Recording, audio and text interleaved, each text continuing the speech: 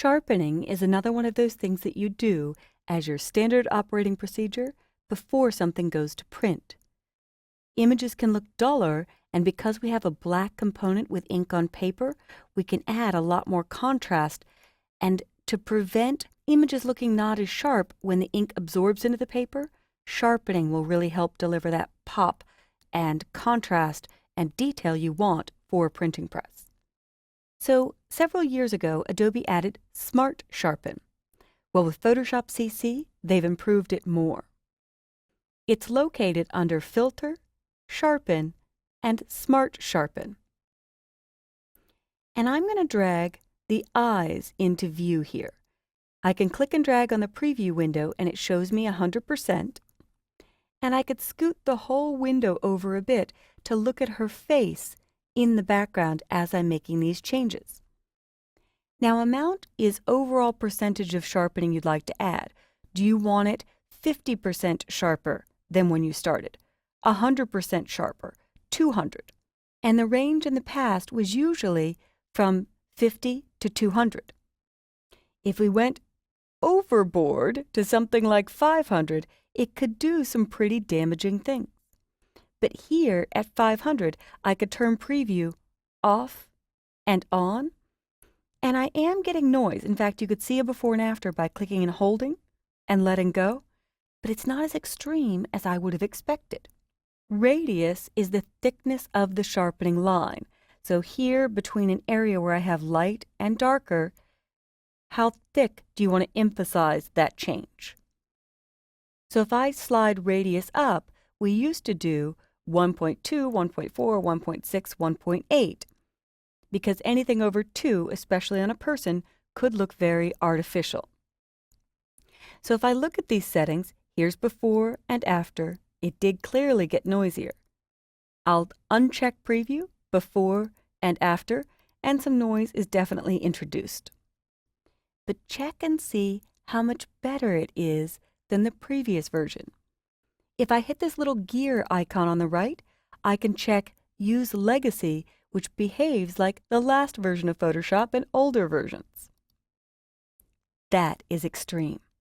So this would have been what I got in the last version. With Photoshop CC, here I get a much smoother result. And I have the ability to reduce the noise. So I can slide Reduce Noise up, protecting the more solid tones in the image, but still sharpening where it needs to be. So before, after. I do that until I really don't see any noise introduced here, but I'm getting much better detail overall throughout the face where I want it. So I will click OK. I'll zoom in a few steps with Command plus to 100% and hit Command Z or Control Z before, after. So Command Z or Control Z will do that before and after. And with ink on paper, you need a little bit more sharpness than just on your standard screen. So it may look a little sharper than you want, but it'll produce a better high-end image. So let's try this with one other shot. Again, you may not realize this is out of focus until you go to do the sharpening. So I'll place this little bird over here, Filter, Sharpen, Smart Sharpen. I'll click the bird's head to bring the head and the eye into view, and it kept the previous settings. So before, after. Now in here, if I hold and let go, I am getting quite a bit of noise, or actually some noise. If I set this to 0, there's a lot more noise introduced in the solid areas. I'll slide this up until the solids still look smooth, but I'm getting sharpness everywhere else where I need it. And if I choose Use Legacy, that's what we would have gotten. All of this noise, haloing or white lining, where you get white lines around the edges of objects that shouldn't be there. Turn Use Legacy off, and it's much more subtle. And in fact, in the before and after, I could see a little bit of haloing was captured in the original shot.